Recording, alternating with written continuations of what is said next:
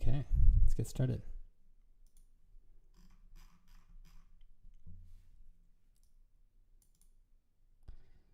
Visualization. How should service capacity be apportioned across a large number of geo-distributed data centers? Okay. Complex service dependency graphs. That makes sense. A lot of times you have services that are depending on one another, and some of them are very large. So then you need to figure out how to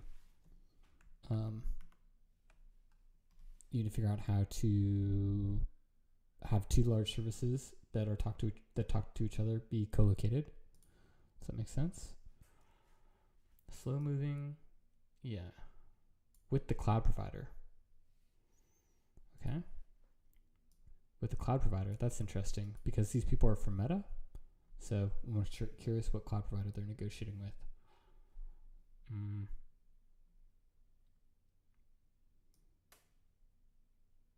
Okay. Employs RPC tracing. Ooh, very cool. The font is a bit weird on this paper, which makes it a bit hard to read. This is really cool though. It has RPC tracing, optimal joint capacity. Okay. Very cool. Okay, so it's Meta's private cloud. Excuse me.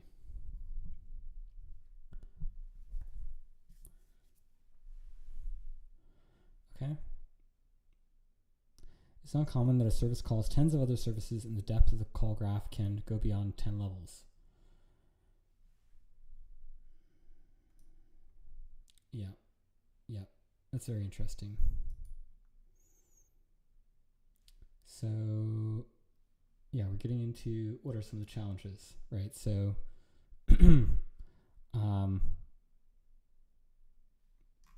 so capacity planning for services and the services they depend on.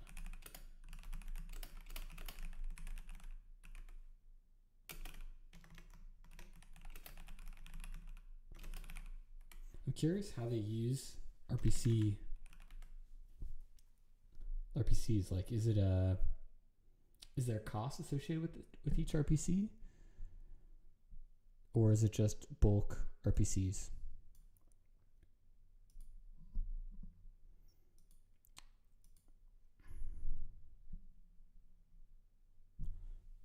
Reasoning about their capacity on a per region basis.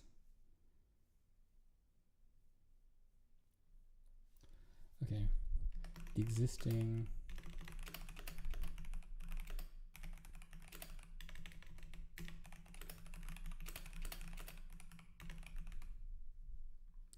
they talk about some of these flaws. This is the motivation.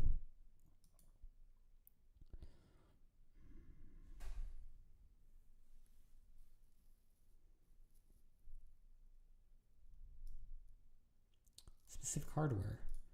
That's interesting. I wonder if this is because why is there specific hardware that they need? I have a sense, but I'm curious if they talk about exactly what the specific hardware is. Okay. So they're talking about disaster recovery, like what happens if you have a bunch of services in a large region and that region goes down, then how do you shift that traffic to some other place? Lengthy negotiations. Sounds like how they figured this out. I'm curious what the negotiations were like.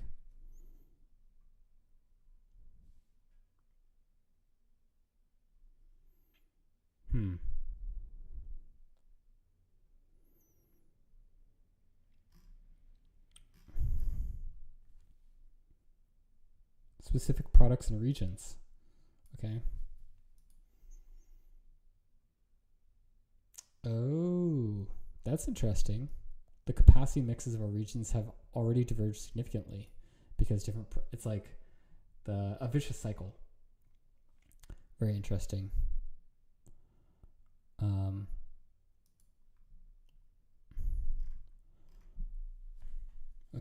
so they are basically, sorry, this is actually, they should actually be down here.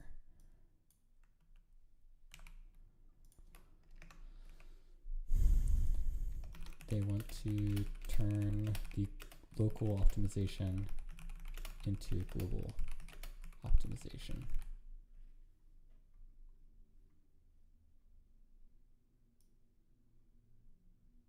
Global service placement from global hardware placement.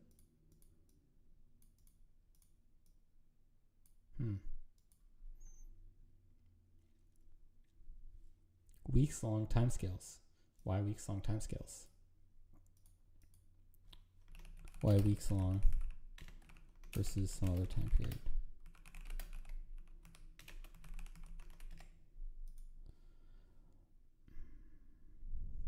Okay.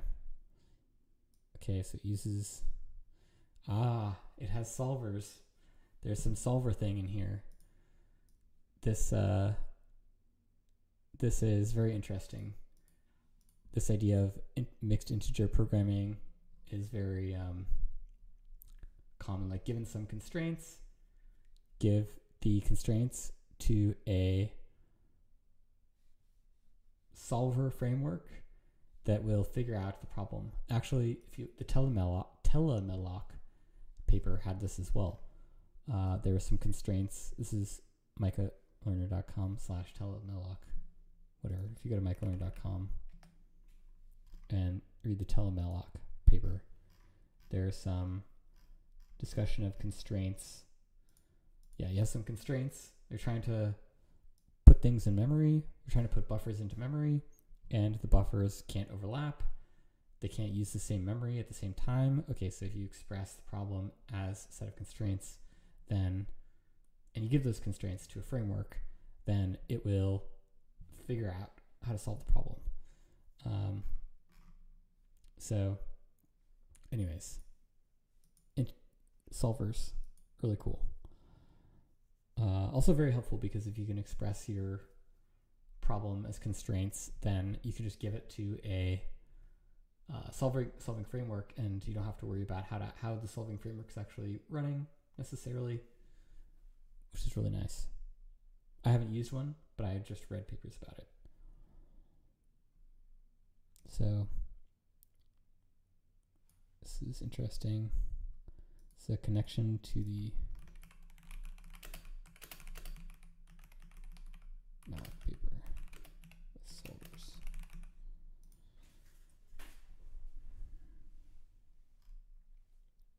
Capacity orchestrator. This is interesting. I wonder how the capacity orchestrator, how does the capacity orchestrator, I mean, it's probably not readable on stream, work with the other traffic management systems.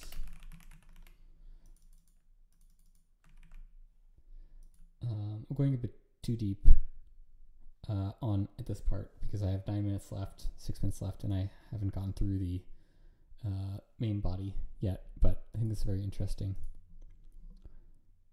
Cool. Oh, why only 50%?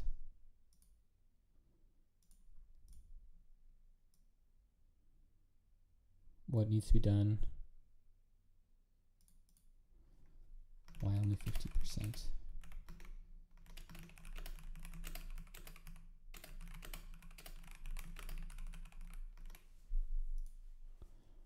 Okay, simplification.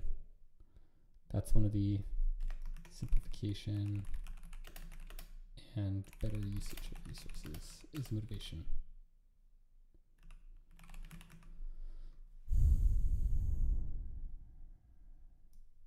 Public cloud settings. Public cloud providers also similarly negotiate with their large customers.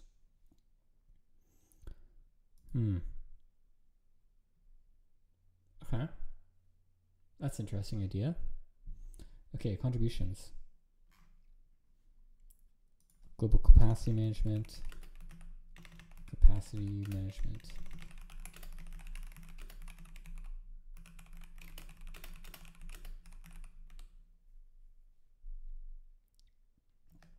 then they talk, so, okay, they are sharing some system that hasn't been talked about externally before.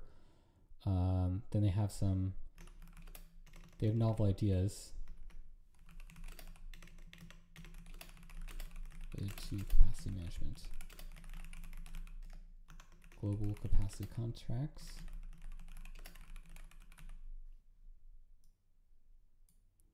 Interesting.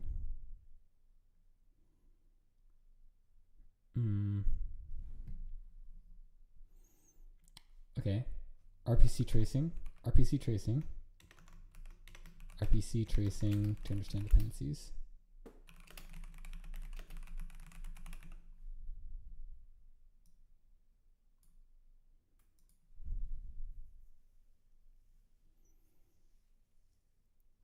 That's interesting. Very interesting idea. Very interesting claim that it's the first to do this. Okay. So they also talk about having a solver-based solution to distributing capacity. Really cool.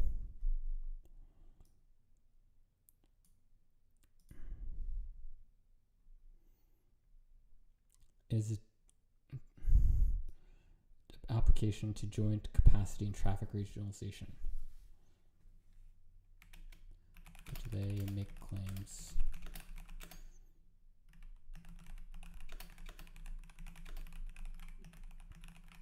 I'm curious how that works.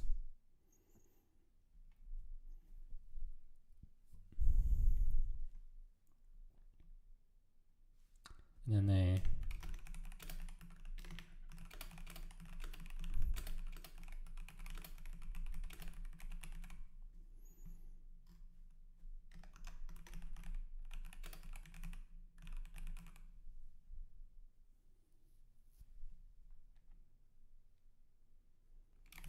so this must be what integrates with Meta's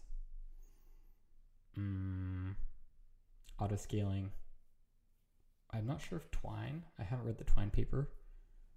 They have this Meta Twine cluster management. I'm not sure if this is what they're talking about. Auto scaling and traffic management. Twine? Oh no, I only have 2 minutes left.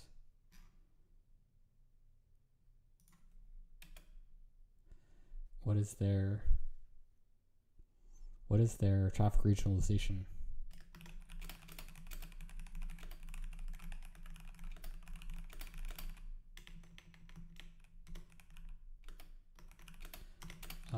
I was aware of one that I read about, skimming their engineering blog, but I didn't actually read the paper. I think.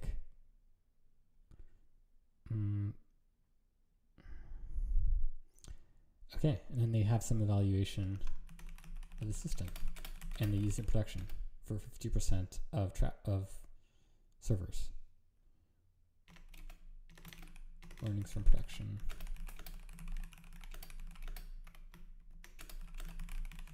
Okay, so now let's did this. Okay.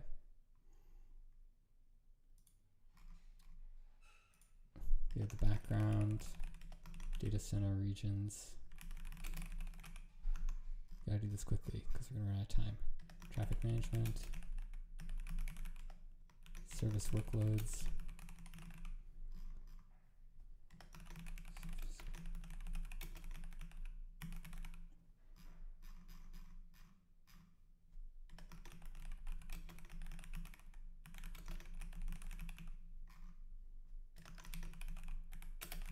Implementation.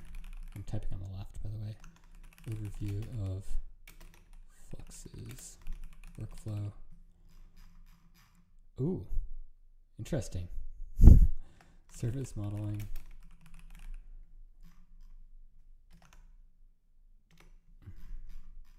Modeling, they got some modeling. Okay. Joint capacity.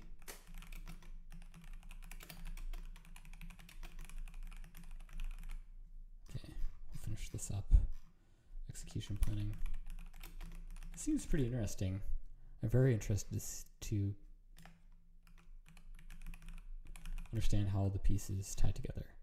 Stateful services. Ah, shard manager. I'm not supposed to reading the actual. I try not to read the actual details. Design alternatives. But yeah, shard manager. I've previously written about it. I've also written about Tau. So definitely something to call out. RPC tracing. Non-linear service models. Discussion. Practical challenges.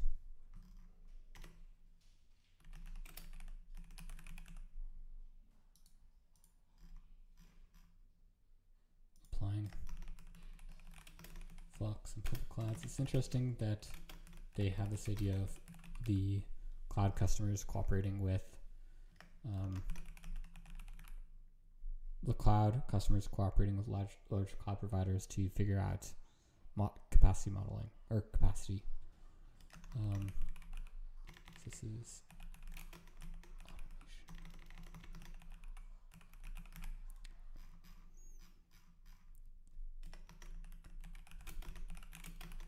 okay.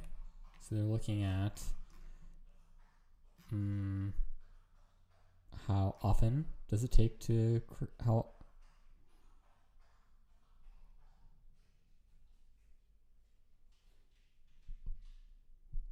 I see. So maybe the amount of automation, how good the plans are, capacity sizing error. What are the model residuals? So this is problems with the plan, like miscalculations, potentially. Out of region, refresh. And then, okay, then they have some case studies. Very cool. Case studies, feature store. Related work. Okay.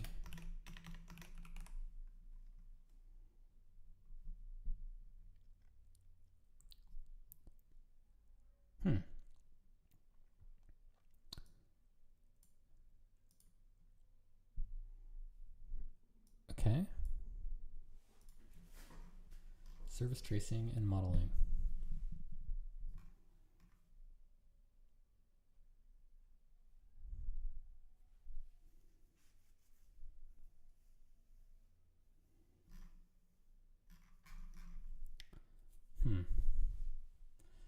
Joint service placement and traffic routing.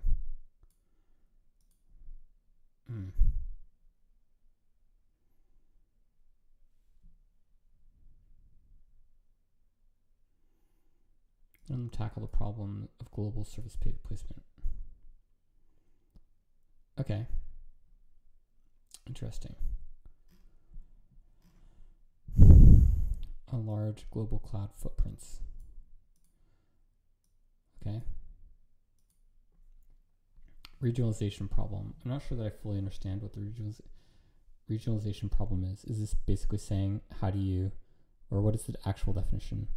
How should service capacity be apportioned across a large number of distributed data centers? Okay.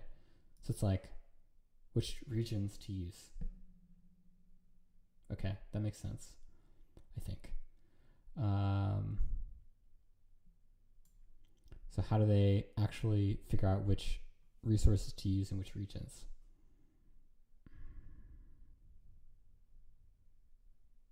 Then they have some techniques that they use. Okay, cool. We'll learn more about those techniques later.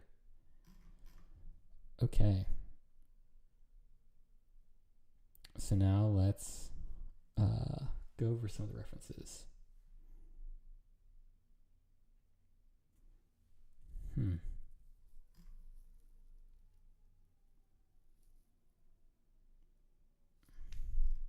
Some of these are a bit old.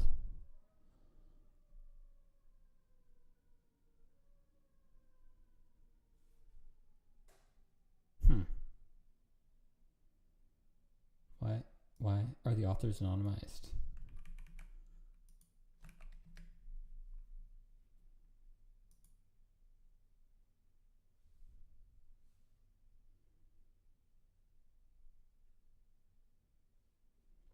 Where are the authors anonymized?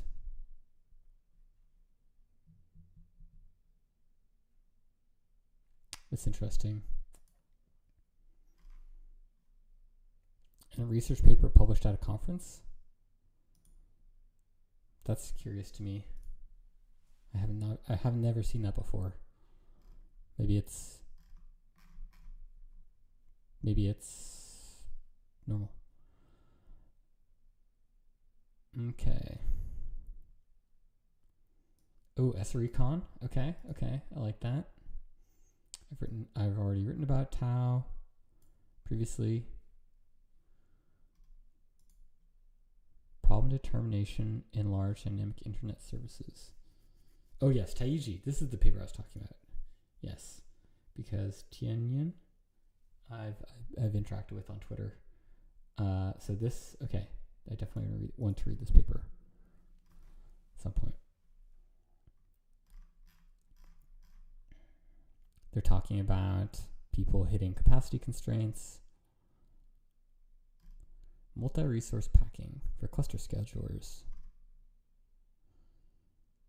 It is a difficult problem.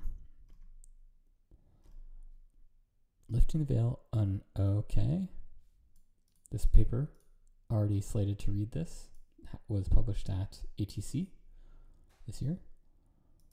Canopy, an end-to-end performance tracing and analysis system. Shard Manager, I've already read this. I've actually read a surprising amount of meta research and written about it. They have very interesting learning from production, so I think that's really cool. And that's, yeah. I think that I've seen this. Haven't read it.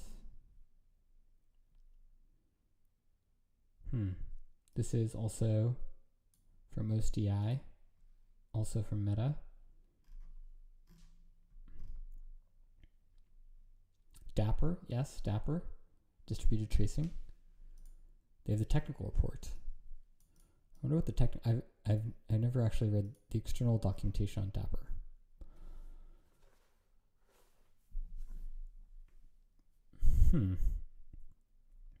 Building scalable and flexible cluster managers. So I've read a paper by some of these authors about cluster managers. I'm curious how, like Alith I recognize, and then some of the other ones. Michael, used to work at VMware, I believe. Or maybe all of these authors used to work at VMware. Still do, probably. Twine. Yes, Twine. That is the meta equivalent of Borg or Kubernetes. Yes. Azure appears to be full. Interesting. S3 best. Okay. S3 best practices for capacity management. S3 normally does a lot of capacity management.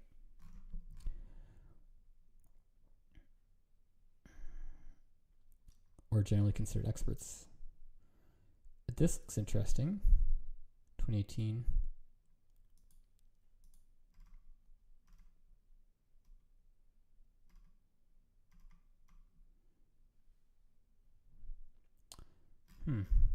Okay, and they have a lot of stuff down here about in the appendix. So, very cool. Okay, so that's the first pass at the paper. I think we've answered all the questions. Twine Cluster Manager talks about Shard Manager as well. Is there anything else? There are also references to the other recently published meta papers.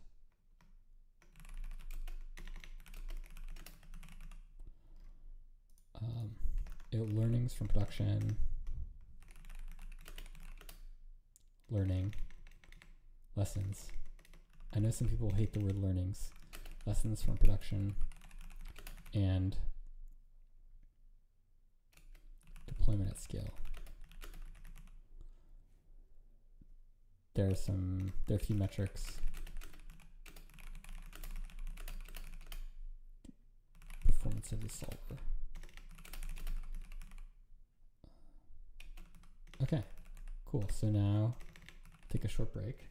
Now that we've selected papers from OSDI and ATC and read a few of them, read one of them, and then we'll come back for the second pass of the paper. Take a 5-minute break. So let's see. I should have a "we'll be right back" thing. But yes, we'll be right back.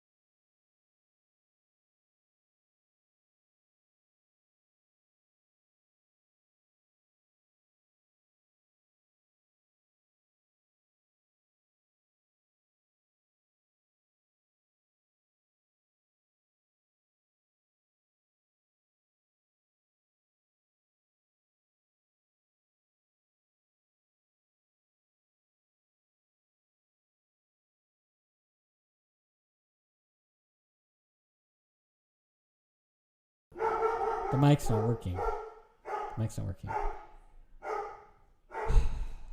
Recording problems, streaming problems. Okay, so basically, we're reading the paper, and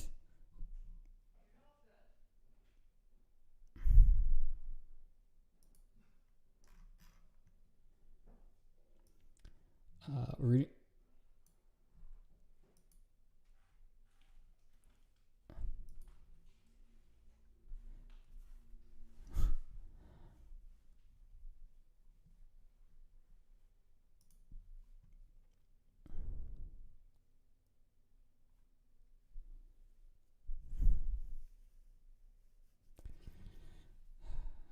so you have these regional abstractions. You just need to start over. Recording problem.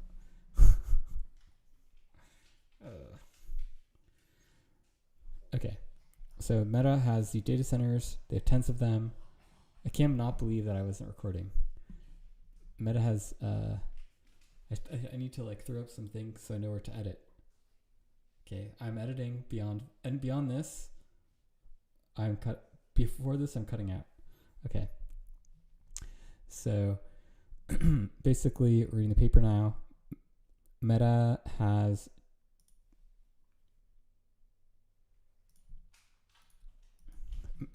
tens of data centers. I was actually a bit surprised about they only have tens. But I'm trying to calibrate. So if you look at how many regions does AWS have, 34, and then GCP has 36. Okay, so tens. It's interesting that they don't say, and then they also have this map, which is interesting because it has Mapbox maps and not Meta maps or Facebook maps. So anyways, that's interesting to me. But it's very cool that they have all of the where the power is coming from for all of these data centers. Really cool. Amazing. So anyways, they have tens of data center regions, which appear to be, there are buildings, there are clusters that make up a data center. And then they have a network fabric that ties everything together. And I actually wrote a paper about a network fabric previously, which is Jupyter. And that is related to, how is the network actually laid out? How do you make it such that when you have computers that are within a data center and across the data center have comparable bandwidth essentially? So that is an interesting problem, and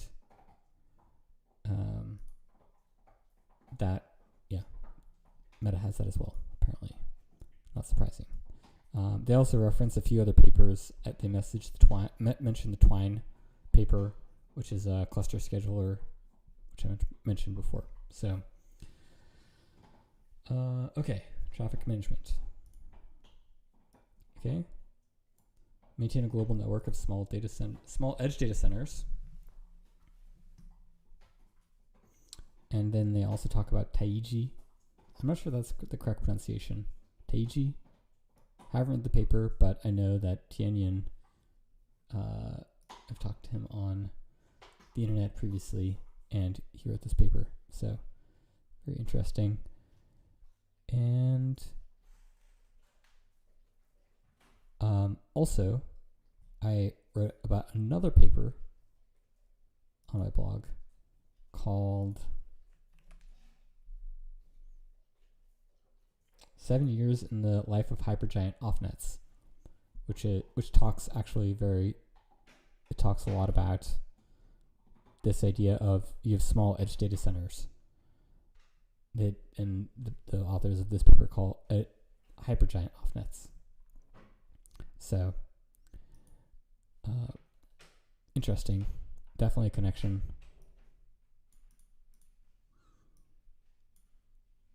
Cool.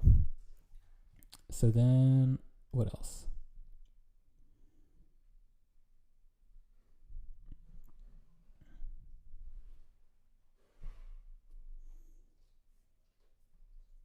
Okay, so they have core services, and they call other core services to fulfill, they call other services to fulfill functionality. That's pretty standard.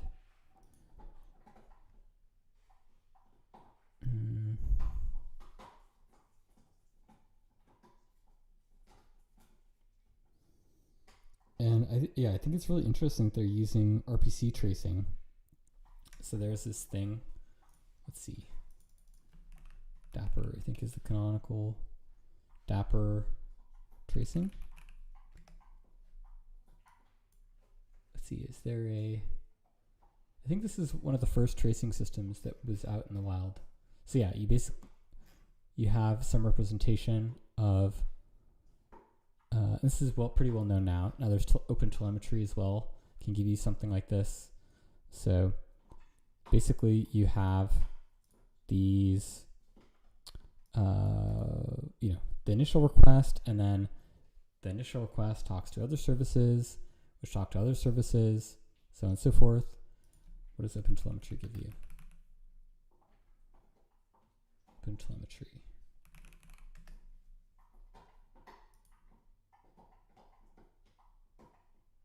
Try the demo. What does it give you?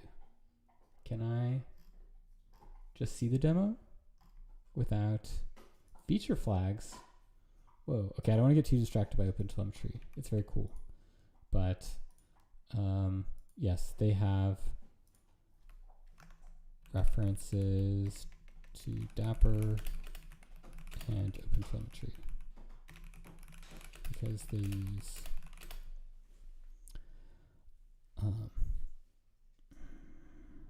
tracing. And the Dapper paper is here. So cool. Quotas. Okay, they're talking about RAS, which I haven't read. Sub-regional failure tolerance. What does that mean?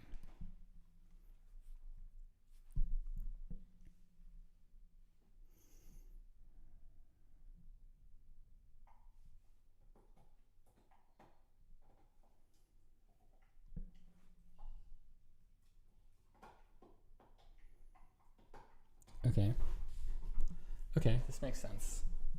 So we have quotas, and then those quotas are figured out automatically.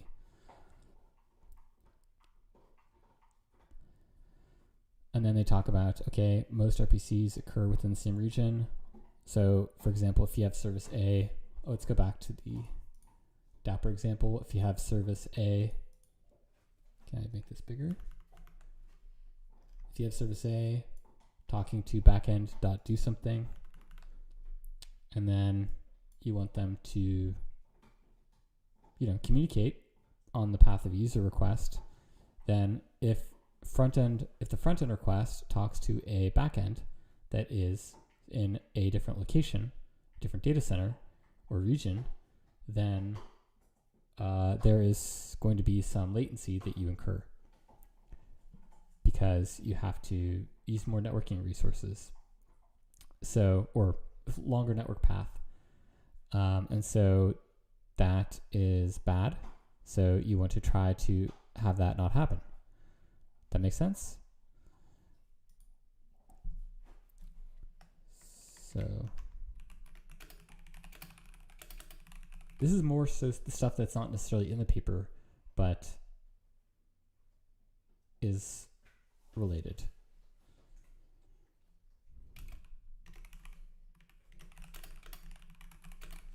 And actually, what is it? What's his name? Rules of thumb latency. Yeah, latency numbers everybody should know. So yeah, round trip within the same data center is 0.5 milliseconds.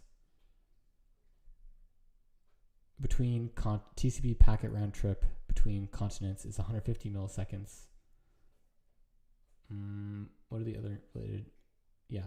And then, yeah, sending stuff over network, 0.0016 millisecond. So basically, the longer distance that you travel, the more network latency you incur. So that's not good.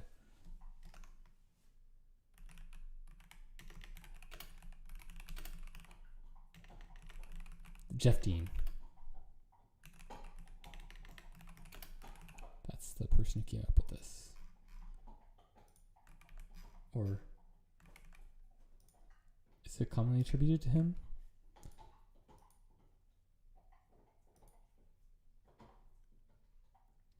Yeah, okay. He actually did write that. I didn't want to misattribute. Okay. So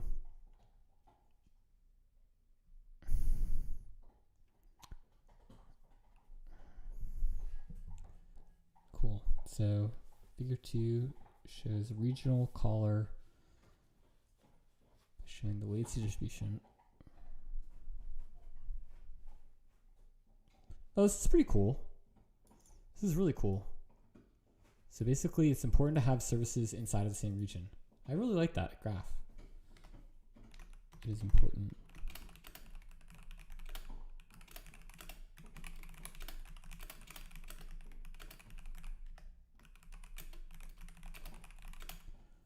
I forgot to start the timer. So let's see.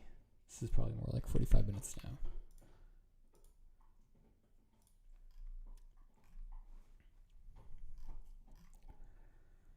So, okay.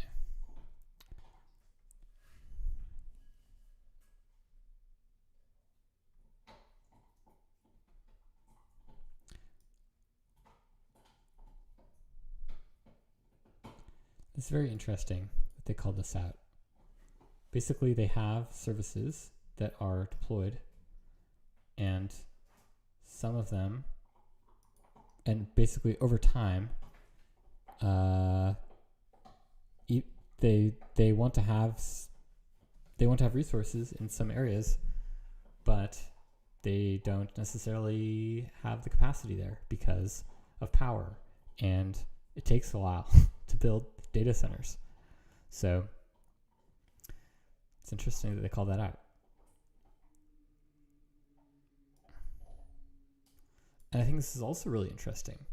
They talk about how there's this negative feedback loop.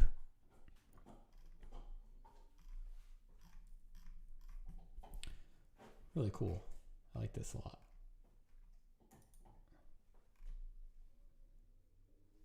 So this is under service capacity management. Yeah.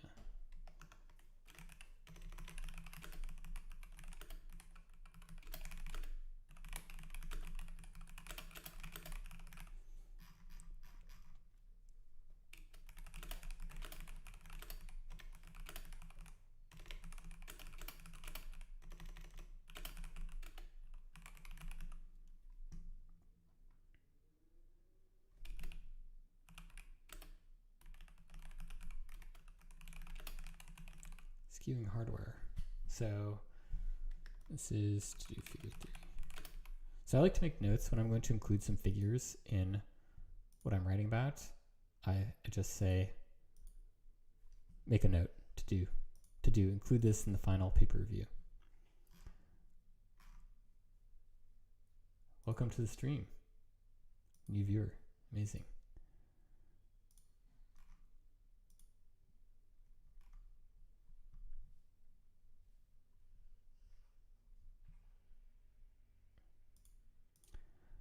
Okay, so now what we're going to do, so they're talking basically about there's this negative feedback loop where because services are deployed in a specific region, those regions tend to get hardware that can support those services, and in turn, the services are more likely to be deployed to that region because the hardware that they need is in that region already. And then, oh wow, suddenly you end up with this weird distribution of hardware where, okay, suddenly you have a bunch of flash, and this is really cool. You can see the decrease in compute and the increase in flash over time in some region.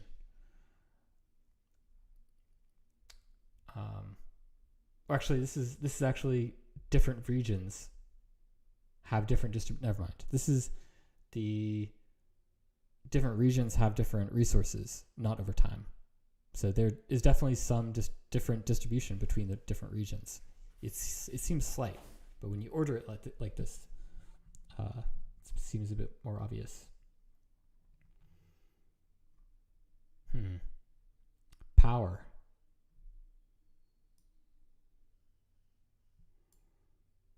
Okay. And then they cite a bunch of things about people not being able to get new capacity in public cloud providers. So power headroom.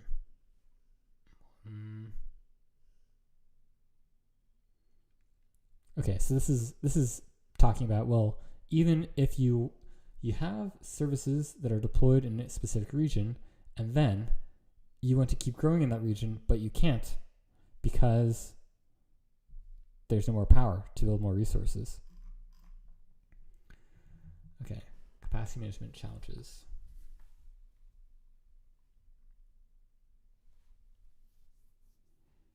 Okay.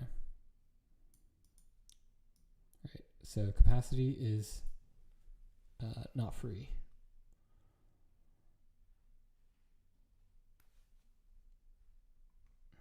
Okay, complex dependency graphs. Complex dependency graphs.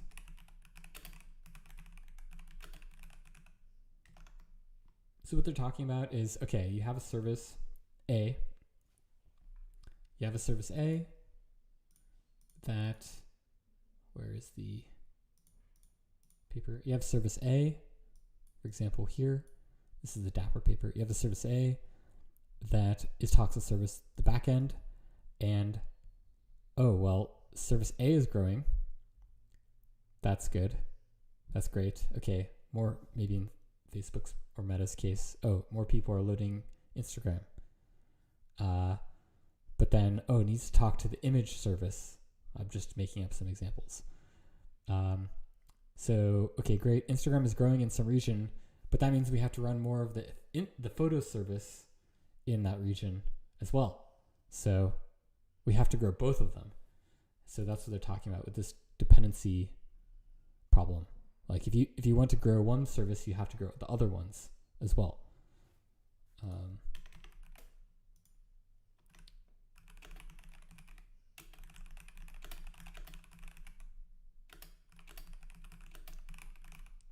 Also, hello, welcome, new viewer to the stream. Cool. So let's go down. So how can we optimize? So now they are talking about the problem that they're trying to solve.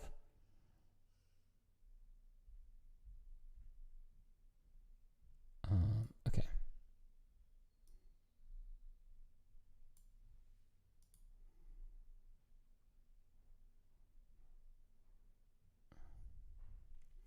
Yeah, I'm also curious if they've thought about batch capacity as well. Like, is this only services that are on the critical path of users'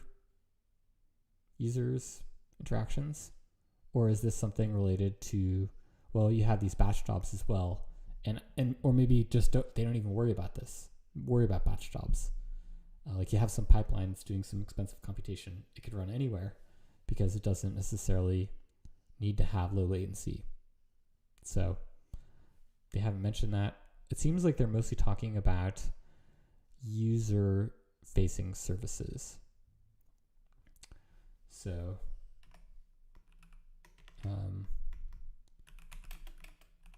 welcome to the stream. So, is this Flux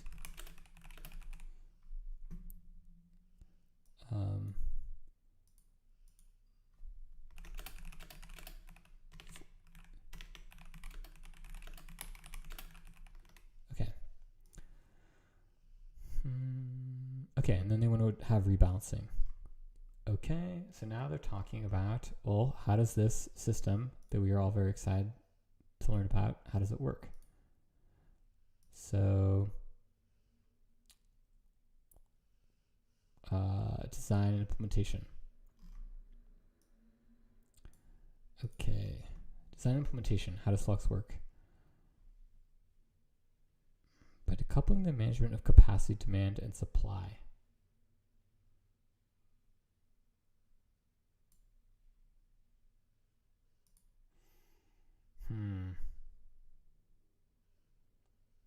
So it's doing this continuously.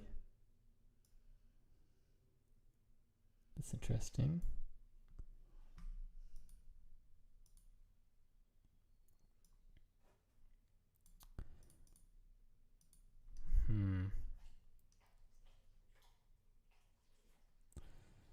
Okay.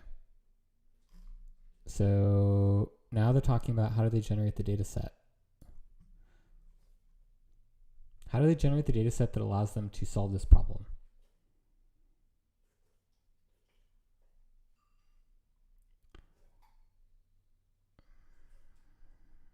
Okay, so they have tracing.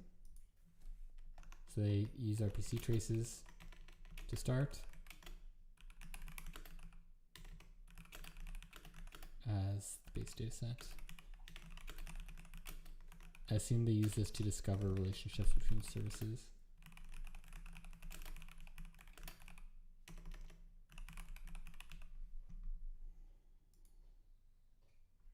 Okay. Okay, so then using inputs from our budgeting systems, the amount of global capacity that is needed for each service.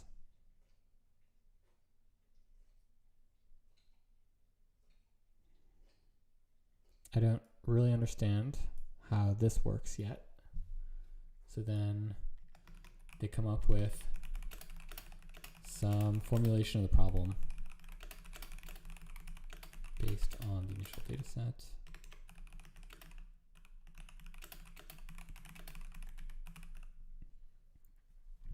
And that they create a placement plan. So I guess this seems like there are 3 steps really. There are 3 steps. The first step is figure out the services and how they relate to one another. The second step is use the services and how they relate to one another and the usage of that service or product as a constraint, like turn that into a constraint, and then solve where the service should be deployed in which regions and come up with a placement plan, okay?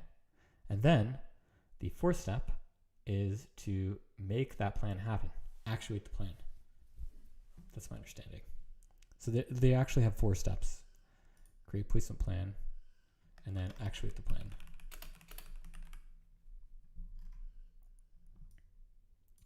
Okay. Weeks long. Yeah, why weeks long? Is it because anything shorter? I'm curious if they tried something shorter, or if it's that, yeah, something shorter, it allows them to respond quickly, or a week allows them to respond quickly, and anything longer doesn't allow them to respond. And if you try to go shorter than a week, then maybe there's actually thrashing in the plan formulation. I'm curious if that's why they have a week.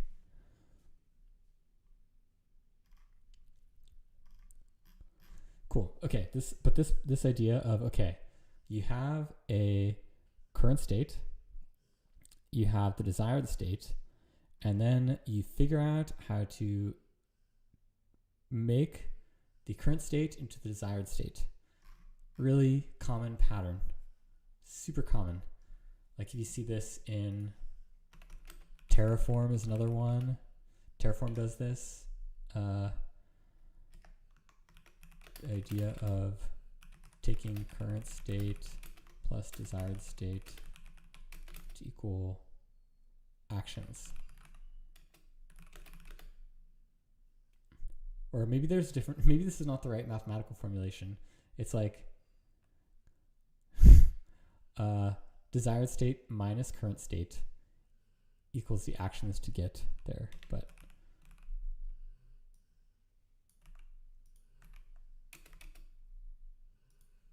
actions to get there.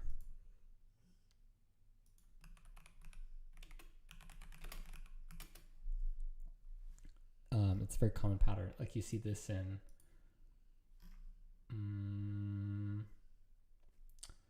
the paper that is about the SDN in the stratosphere. You have this SDN where there is some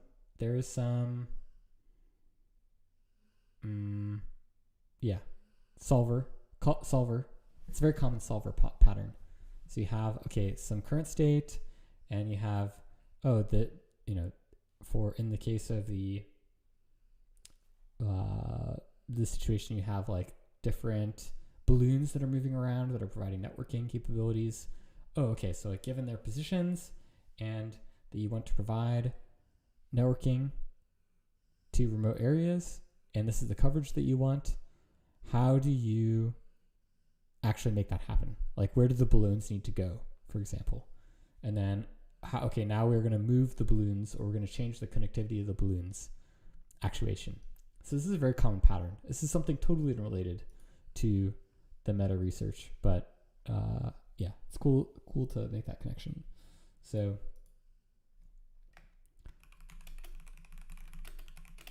it's the SDN. Okay, and it tolerates imperfect execution. Interesting. So that's cool, because maybe it's not possible to actually make the plan happen. Hello, welcome to the stream. Somebody just joined the stream. Amazing. So this is this is just, if it jumps out to me as being a very complicated image, but maybe it is not as complicated once we get into the details. Okay, so then now we're talking about the different steps.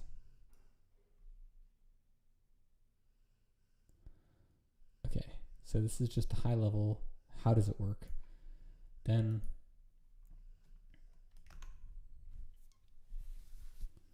so we have baseline for each region, assign demand,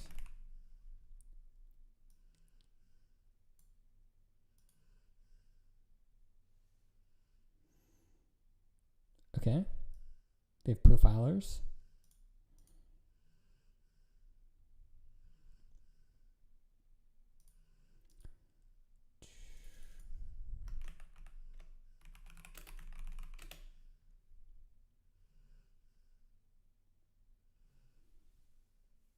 Okay, this is really cool. So they basically say there is a product and it talks to these things, and then they talk about, let's see. Oh, of the traffic to this front end, X% of it comes from this product.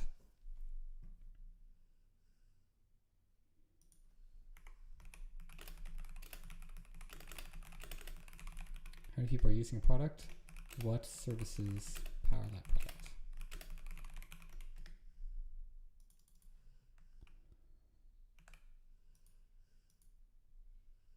So this is demand baseline.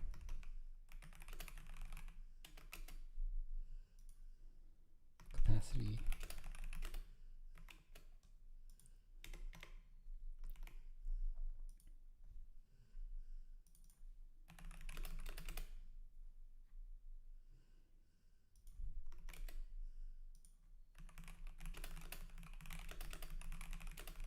It's really cool. I mean, I think from first principles, that is what you'd want to do. You're like, okay, Instagram is going to grow by 10% in 2024. So that means that, okay, Instagram uses XYZ services, and of the capacity that XYZ services use, 10% of X service, 30% of Y service, 70% of Z service. Okay, that means that we need to grow those services if Instagram's going to grow. Really cool.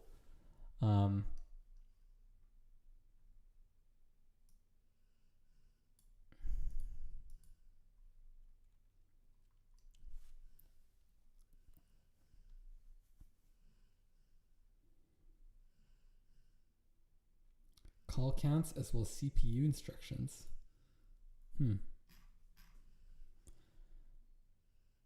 Okay. So this is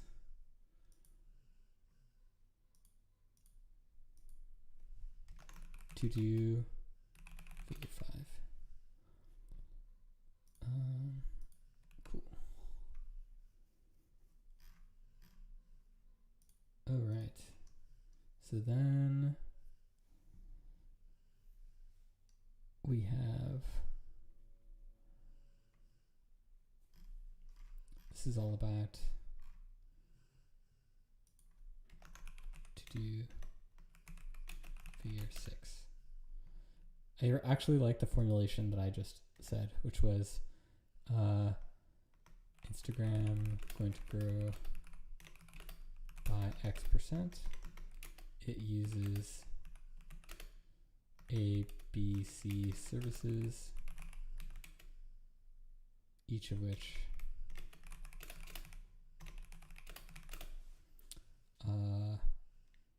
has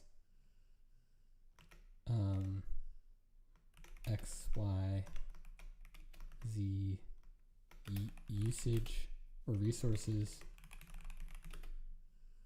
coming from or used by that product. It's pretty cool. I like this idea a lot. Then they also have asynchronous stuff. So this does kind of answer my question about is Flux capable or does it even intend to model batch jobs? It seems like yes, async. But I would think that asynchronous processes are probably less important to model for this because this is user facing, and you could imagine there are other costs of running asynchronous jobs in different places than where the outputs are supposed to end up. So, for example, like if you run an asynchronous job that's processing data for users in Europe and the data ends up in the United States, then you need to transfer the outputs of the job from the United States to Europe. So that's some other cost. But it's probably not as costly as, maybe you have to do that. Maybe that's a constraint that you can program. I don't know. Maybe we'll find out. Okay, so they're trying to predict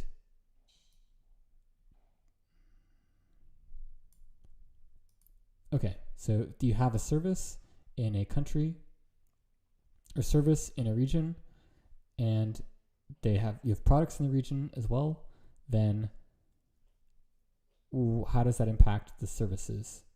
Or how does it impact the growth of the services, it seems like?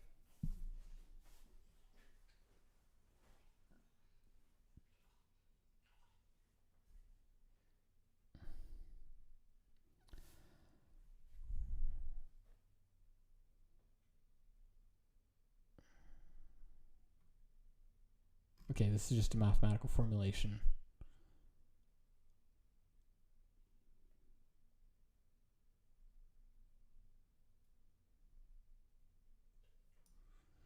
Okay. The model residuals.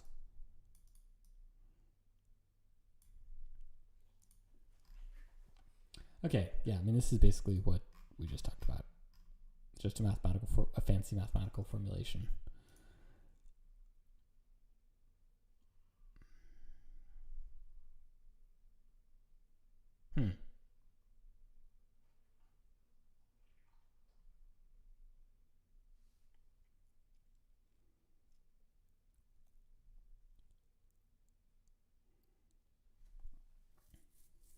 It's pretty cool. I really, yeah, I'm surprised. I think I haven't seen a mathematical notation in many of the Facebook papers because they're very inspired by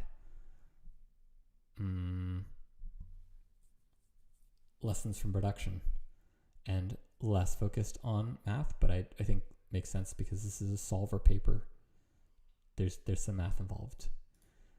This is also really interesting. They talk about how do you actually calculate demand. It depends on the service because some services use different paths. For example, two products could use the same service, but differently. I'm curious if there are any specific examples that they can provide.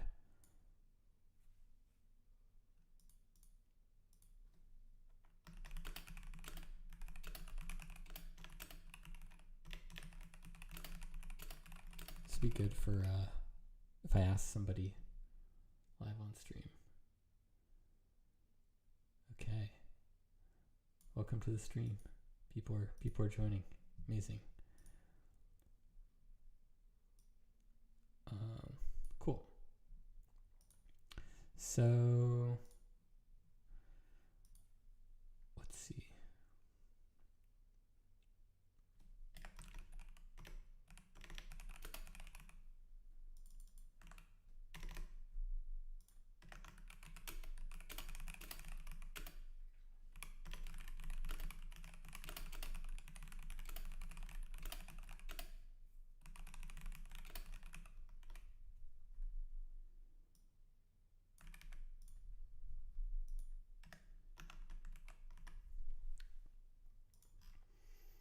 Okay, so now, so they just have to show the formulation and explain it. Okay.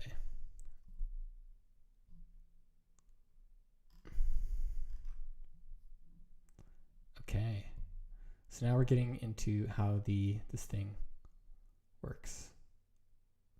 Oh, this is a really cool paper. So,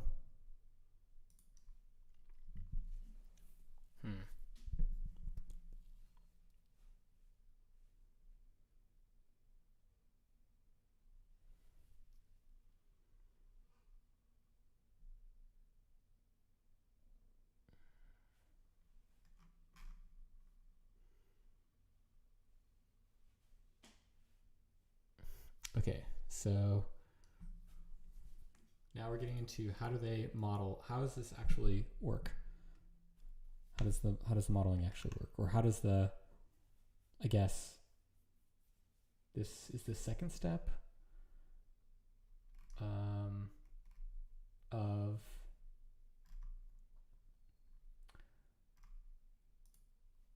creating the placement plan. Is that correct?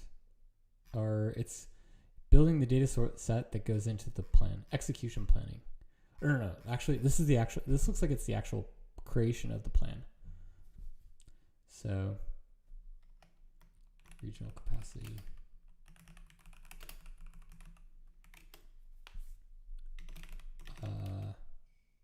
How much hardware?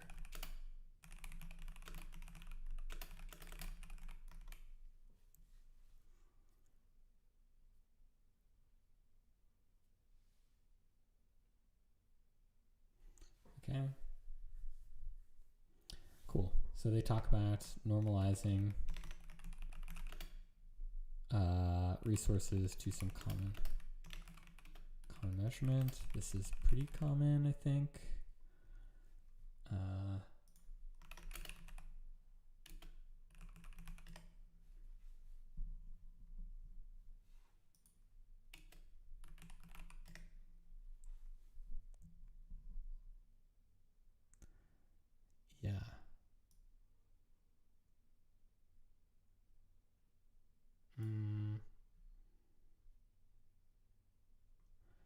Yeah, like if you look at some of the cloud pricing, they have vCPUs, for example.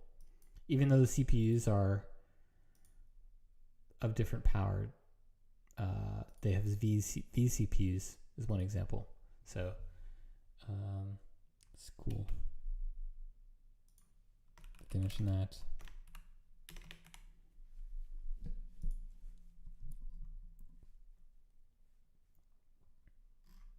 Okay.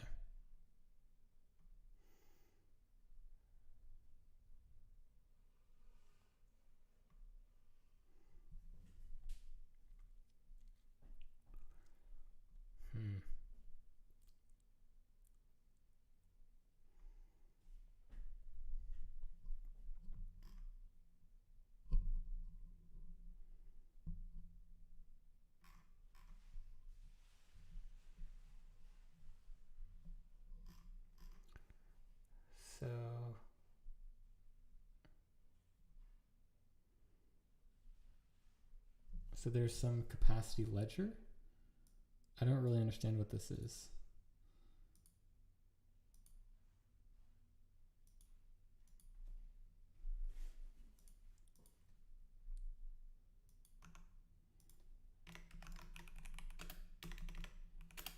It seems like this is like a log of the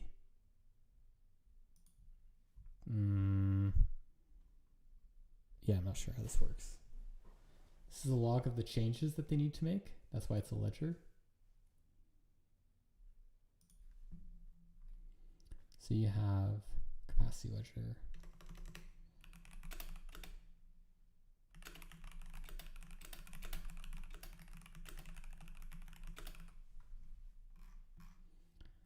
There's a ledger.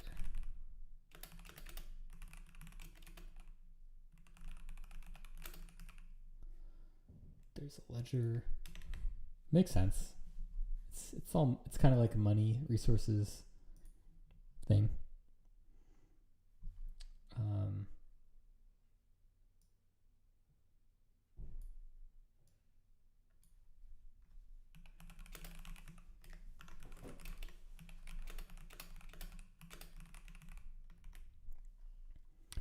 Okay, and then sorry. So then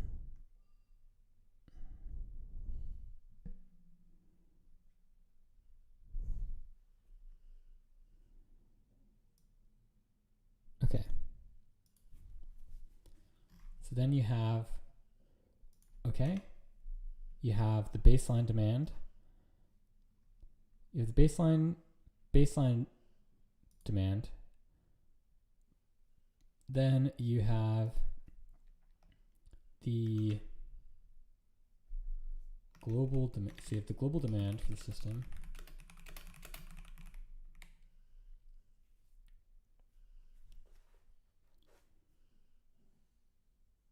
And then that is combined with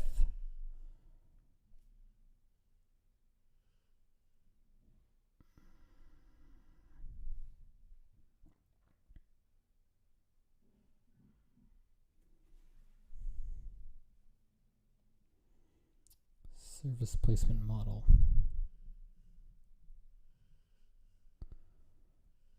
So, okay.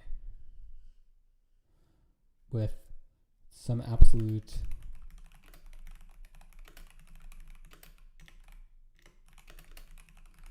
okay.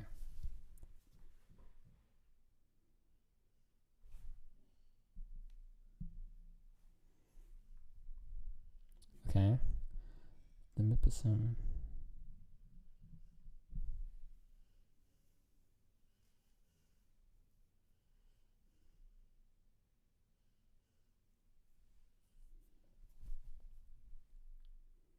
Okay, so then there's some constraints. So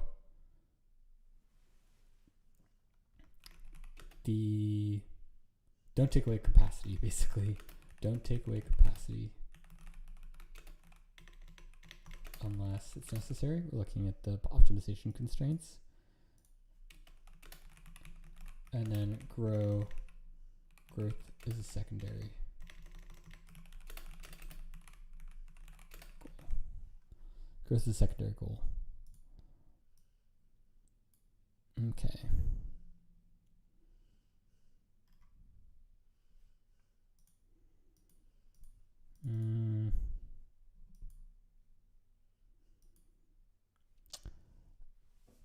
So,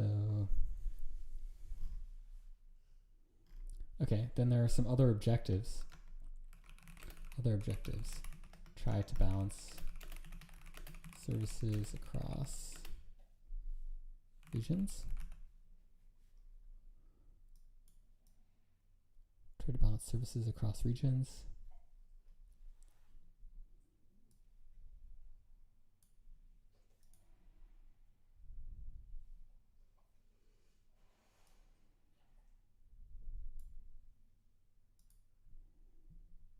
Oh, okay, so don't churn the assignments. Does that make sense? Of services / capacity. That means, okay, so that makes sense. So sorry, I skipped ahead to the third one. The second one is unused capacity is distributed evenly based on region size.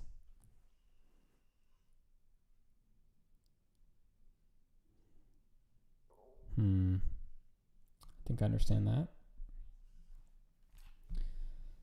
And then the third thing is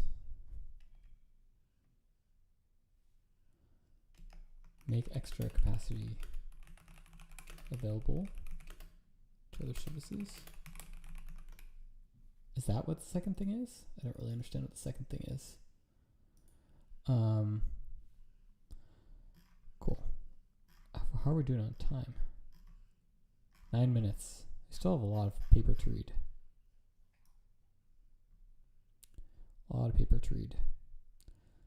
So let's try to push through.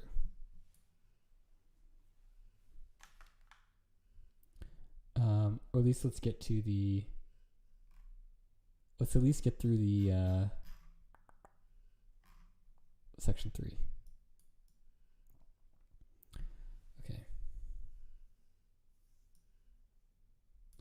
Okay, so then they have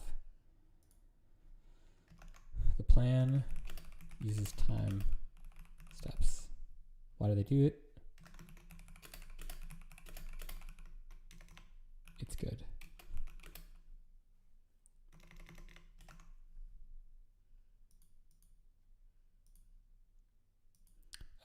So it's like a look ahead. Seems like. So if you know where you're going, you may change the plan. That makes sense.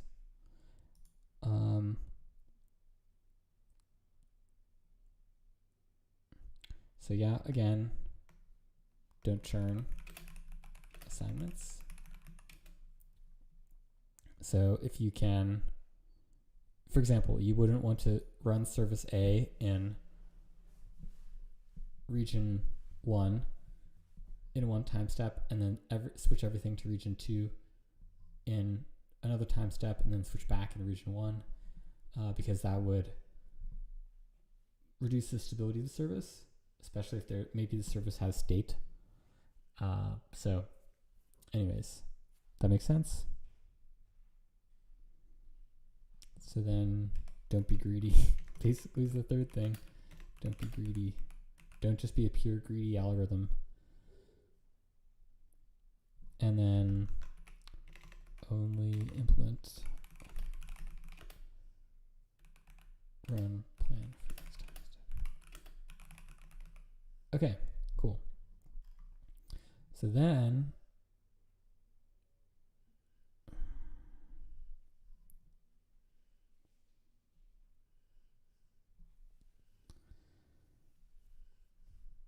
there are reasons that the plan can change.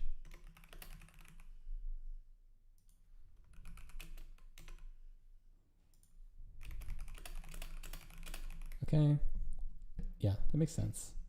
Like, what happens if,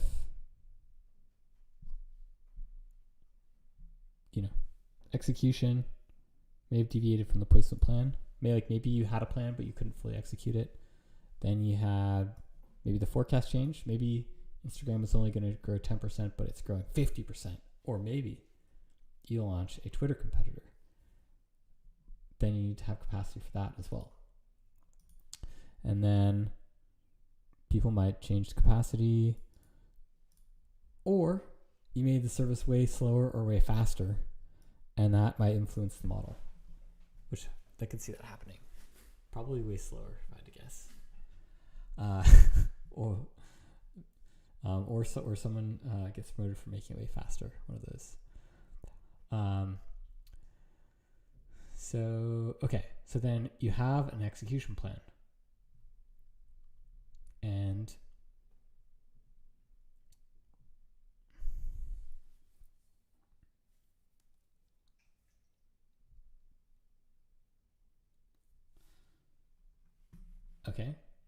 so then it actuates the plan, and it makes sure, importantly, you don't lose capacity.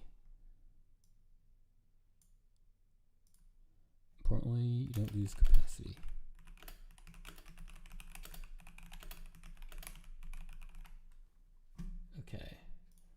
And then upsizes first. That means you add resources first. Product traffic is reassigned. What does that mean exactly?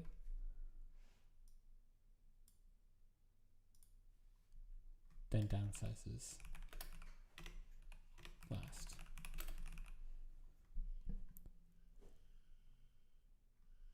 Okay, cool.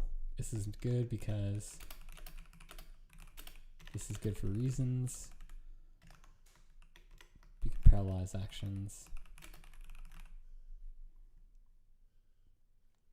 Over provisioning isn't great. There are cons.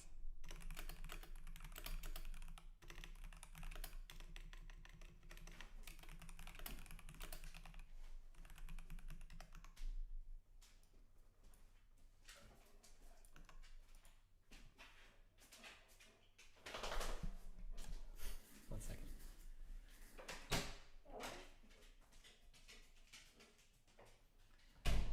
Okay.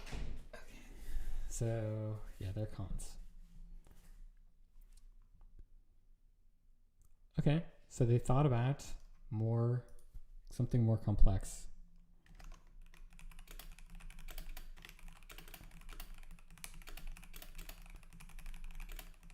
They thought about implementing a more complex way of implementing plans, but decided not to.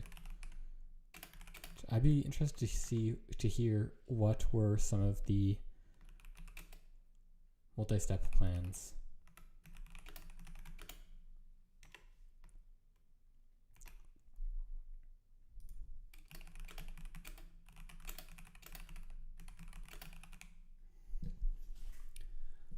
Okay, so the execution plan is fulfilled by Flux's capacity orchestrator.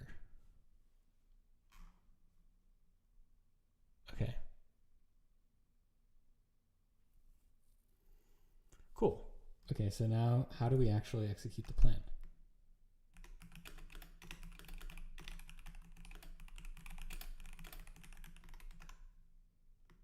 It's a DAG. It is a DAG. Directed acyclic graph. Everything's a graph, famously, according to Steve Yegi. Steve Yegi wrote that. Steve Yegi graph. Or he probably wrote that in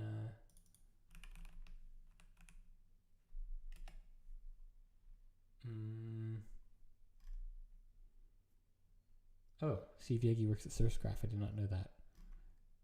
Oh yeah. Get that job at Google. That's where he wrote it. Graph. Yes, everything is a graph. I definitely need to link to this. Everything's a graph. Graphs are everywhere.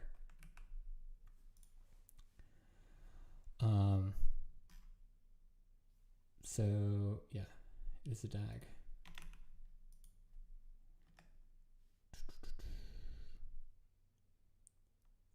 Make sure that things don't go poorly.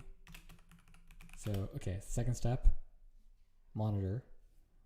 Make sure things don't go poorly while changes are happening. Allow for human intervention.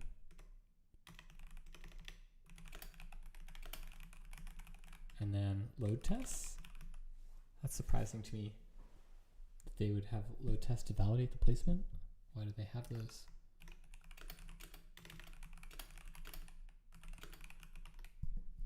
And this is another figure. Cool. I think we'll probably, after this, it's only the evaluation. So I think that's probably it for today. Or we'll try to go through it very quickly. Louise is back. Amazing.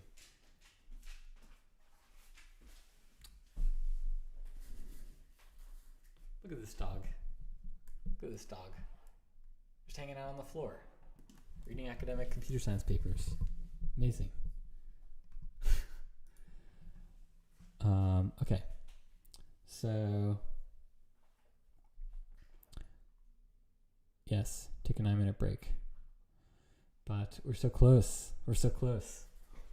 We don't need to do any more Pomodoro breaks. We're so close. So there's this ledger that they talked about. That's how they actually implement the flow.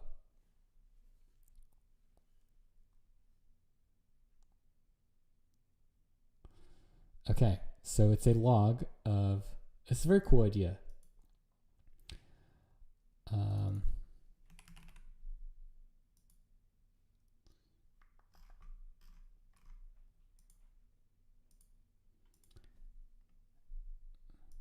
That they have this ledger.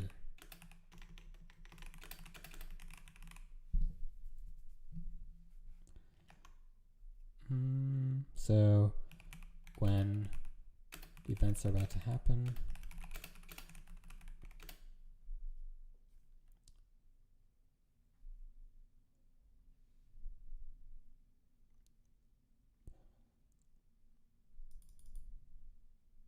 it's basically a message bus. Message bus for managing capacity changes.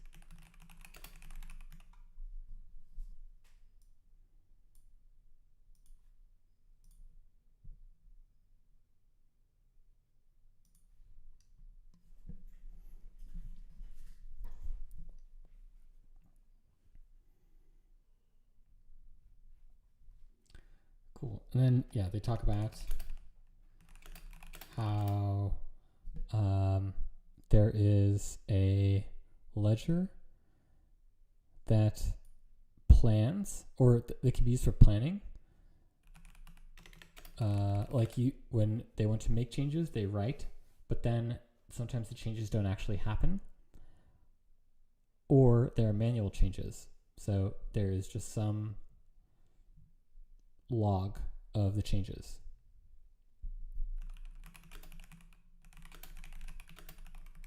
To capacity.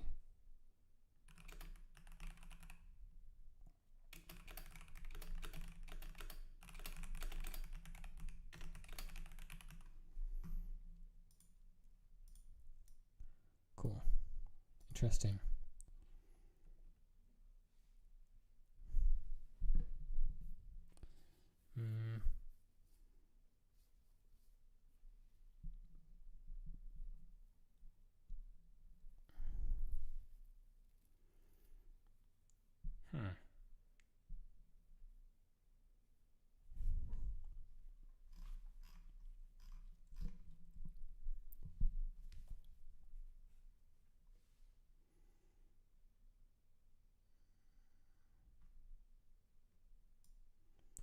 Cool. So they're talking about there's UI that allows the people to interact with.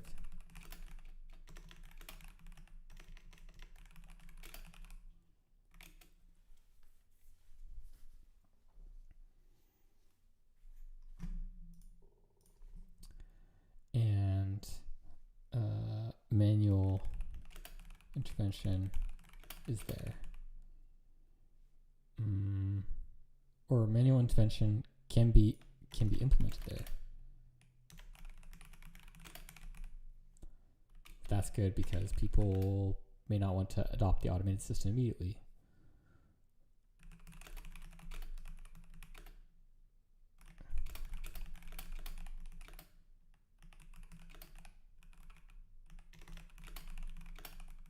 Great.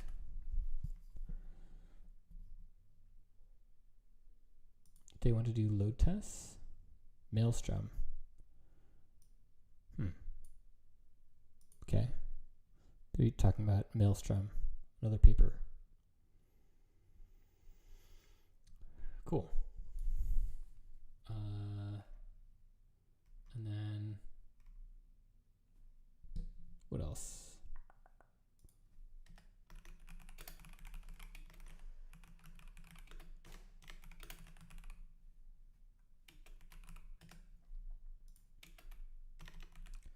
Okay, cool. And then lastly, they talk about stateful services. So that's like some service that has, stores a cache, or it loads something, maybe it loads a model, something like that. So, and then they also talk about Shard Manager. Amazing.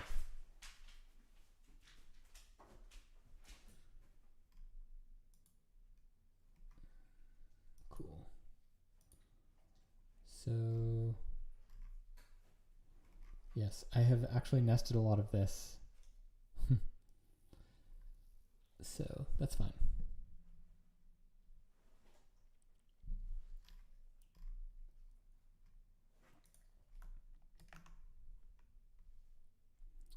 So it interacts with Shard Manager. That's very interesting. We've talked about that before. Shard Manager, or written a paper about, or written a paper review of it.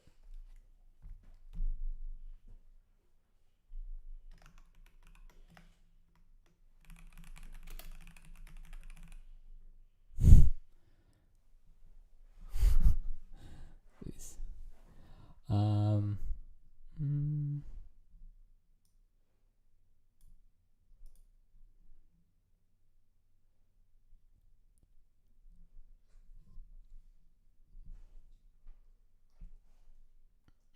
The primary challenge with integrating stateful services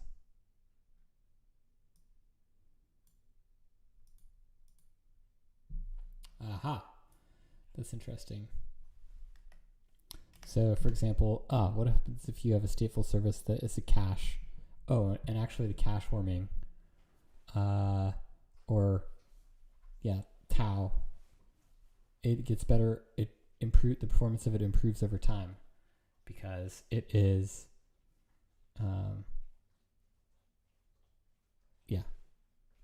that's what tau is basically.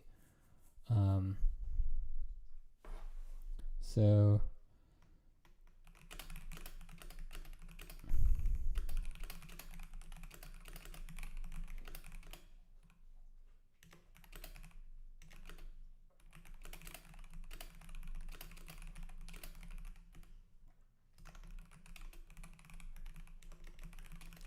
okay, cool. So now design alternatives.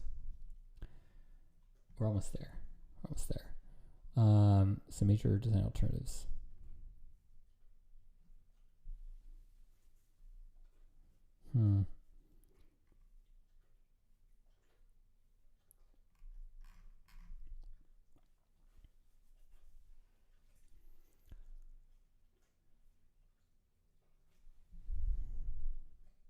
Wow. It's wild to me that only 52% of their services, or 52% of their capacity usage, is covered by tracing. I wonder what that 52% is, or what the 48% is. That's wild to me.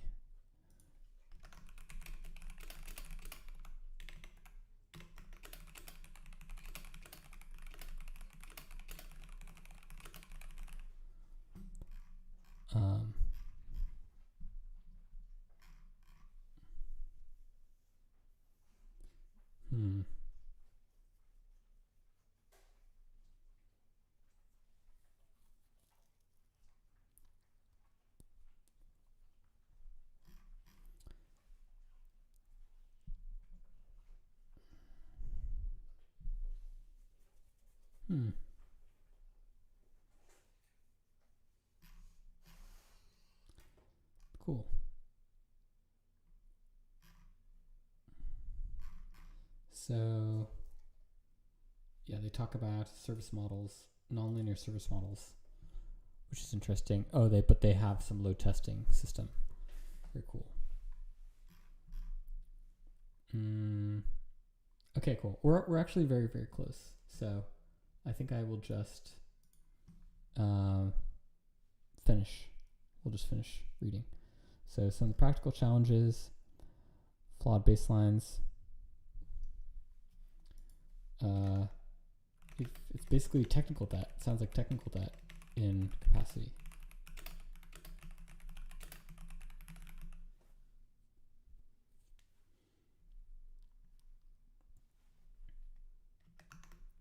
There are rebalancing techniques for service owners. That's cool.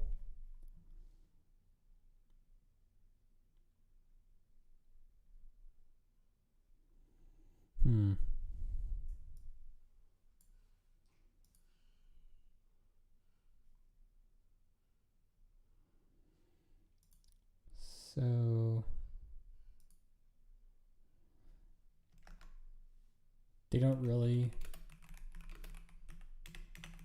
have capacity models. They're complete. So but at least they're tracking them someplace in a ledger now, which they can use that as a data set for training something in the future. Using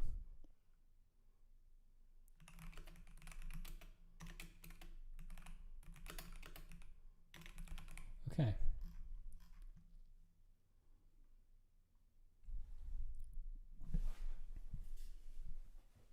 Okay.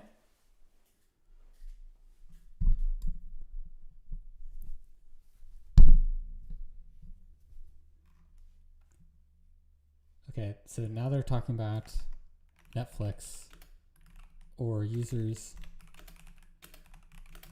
public clouds could get something like spot instances.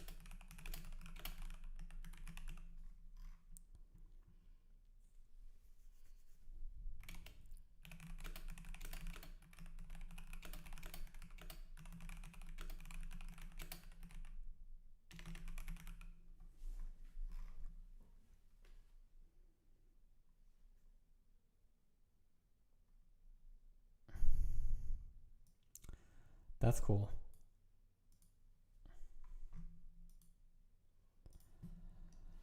Okay, cool. So now they look at 4 things. How long does it take for Flux to execute its plan? Do Flux's service models help accurately assign global workloads to hardware? To what extent does Flux help meet the growing needs of out-of-region hardware refresh? And how does Flux plan capacity and service placement for a specific service in practice? Okay, so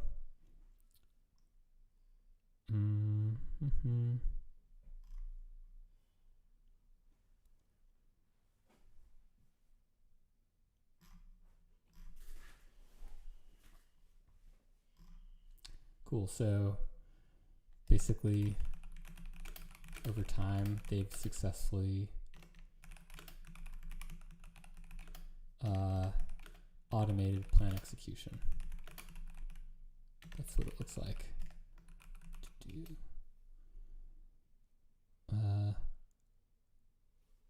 Figure 9, if you're looking at it.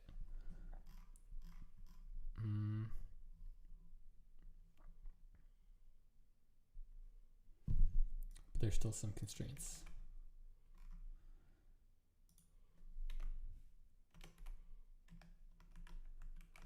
Okay. And that's because they went from human in the loop. They automated things where there are human in the loop.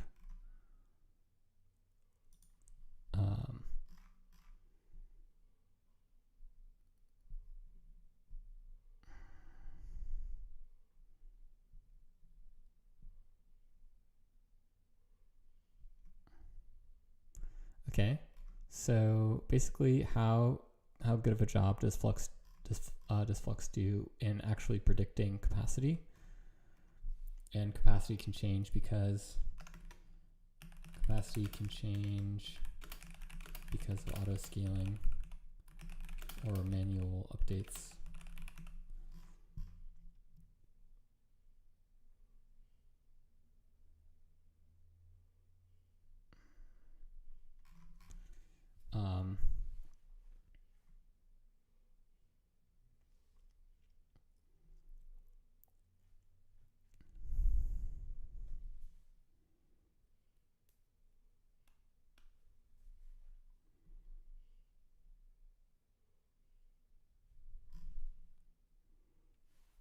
So it looks like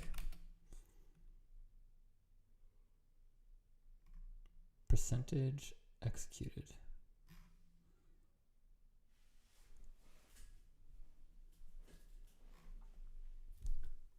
So basically, looking at this graph, the capacity sizing error, value over 100% means that execute was in aggregate exactly to plan.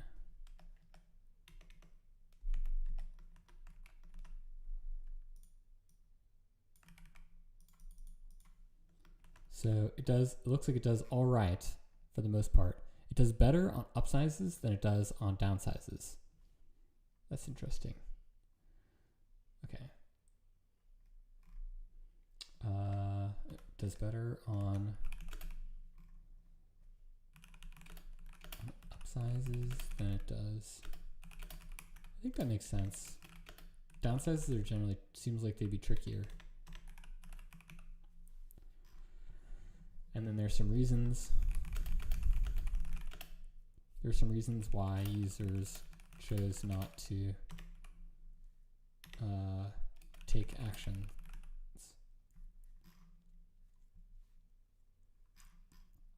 And actually,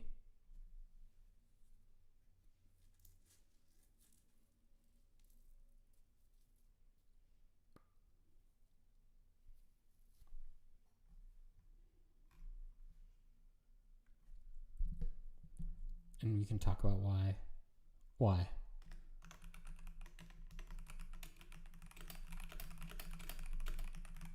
Okay. And then let's see. So now we're on model residuals. Portion of baseline measures the model residual measures the portion of baseline service capacity distribution not explained by Flux's service model. Okay.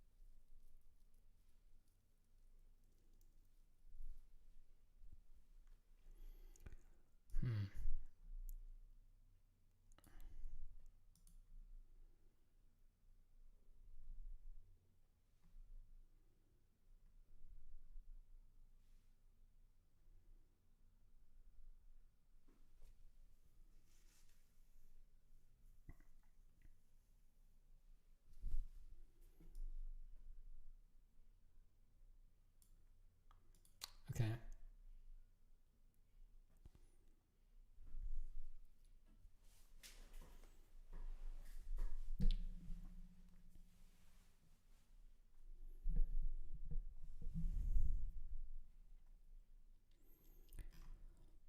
So basically there are mistakes in the modeling.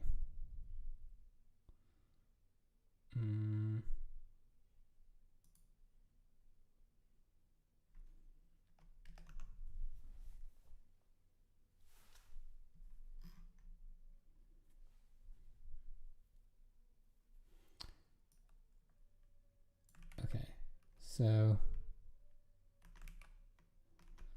the model measures, so the model residual measures the portion of baseline service capacity distribution not explained by Flux's service model. Okay. So some examples are stateful services.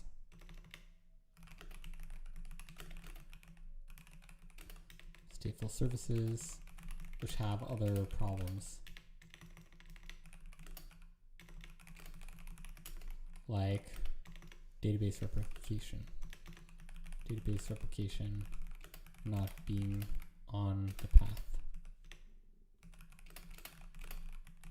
That's interesting. Cool.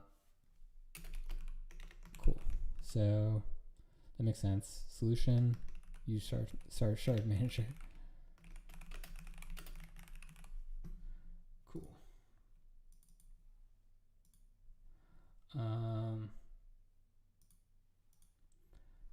Cool. So now let's do the last one, or second to last one.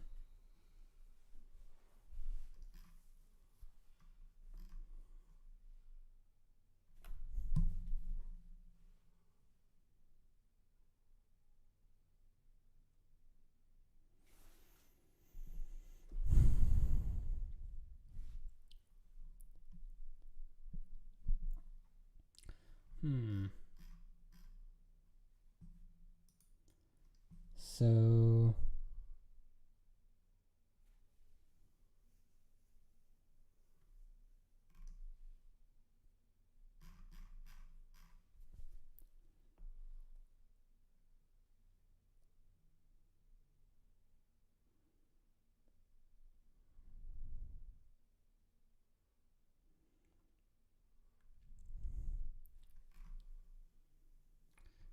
I don't really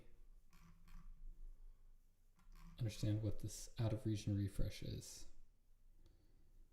Okay.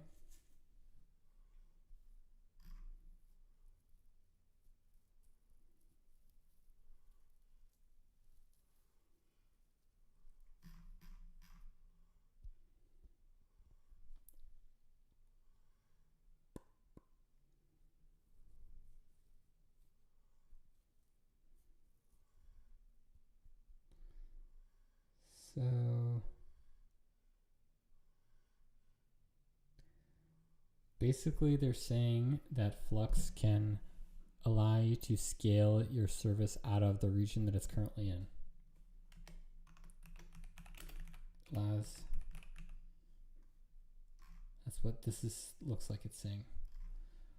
Flux allows you to scale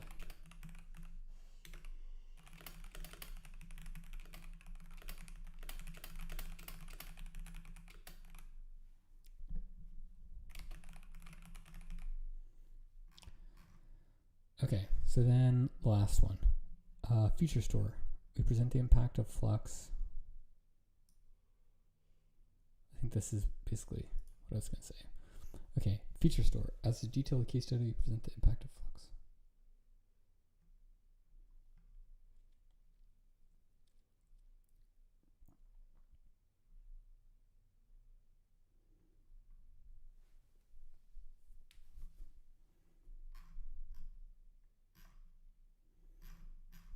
Okay, so basically Flux successfully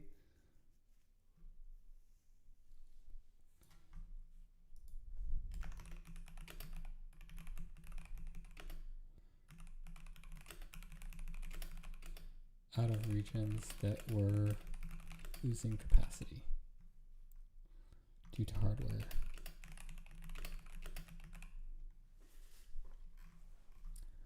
Okay.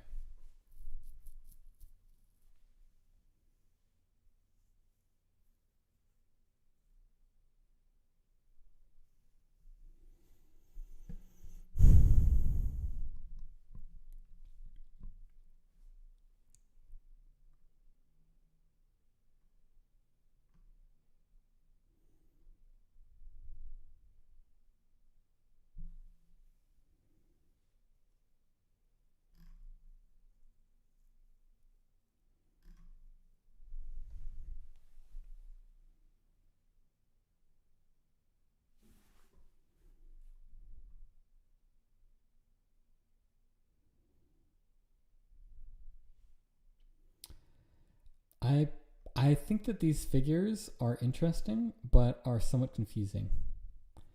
So An example of how to read the figure. I don't know. I think it's very interesting, but it's a bit difficult to understand. So an example of how to read the figure. Region A's traffic changes new traffic for feature store in region A divided by old traffic for feature store in region A minus 1 is equal to negative 37%.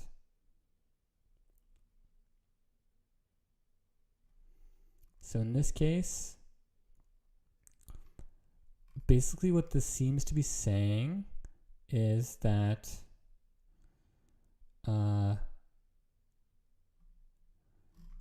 there was servers that we were going away in A, B, and C, and then Flux decided to increase traffic to D and E, and that's kind of what this is showing, or that's what Flux predicted.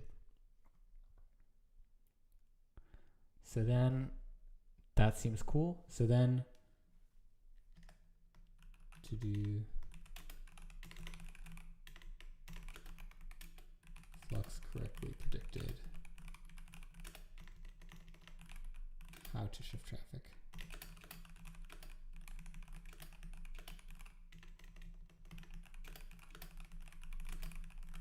Okay. And then what is figure 15?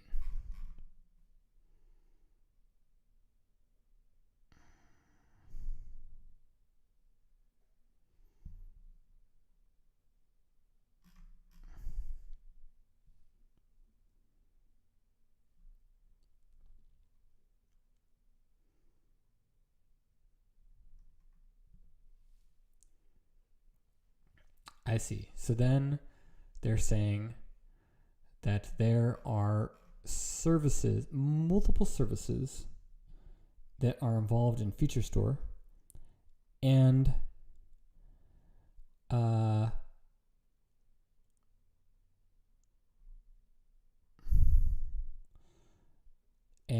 it's better to have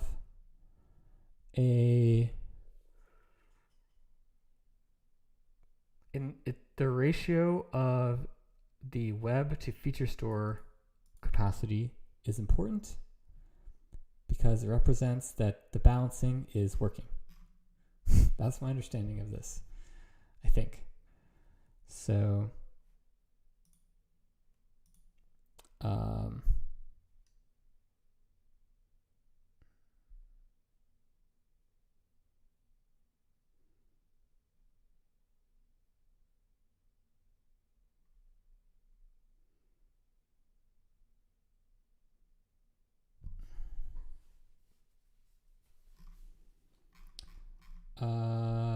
yeah, I mean, I think that makes sense.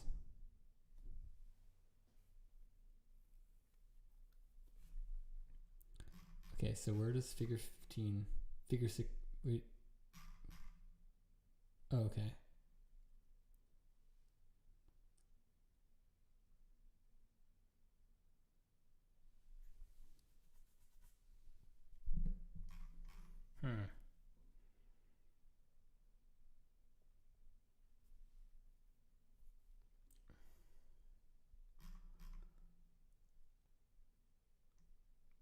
Okay, so then to do figure 16, it is capable of reducing load on overloaded regions and increasing load on underloaded regions. Cool. Okay, so back to figure 15. Where is it described?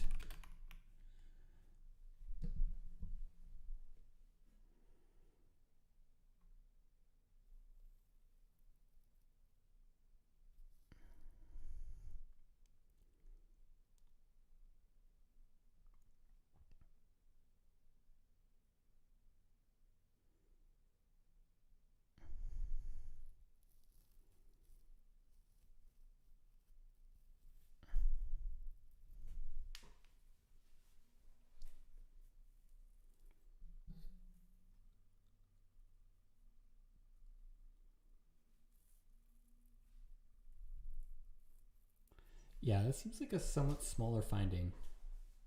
I mean, they acknowledge that. So figure 15. Yeah, I mean, it's interesting, but it's a bit confusing and also not as dramatic as what I would have expected, probably.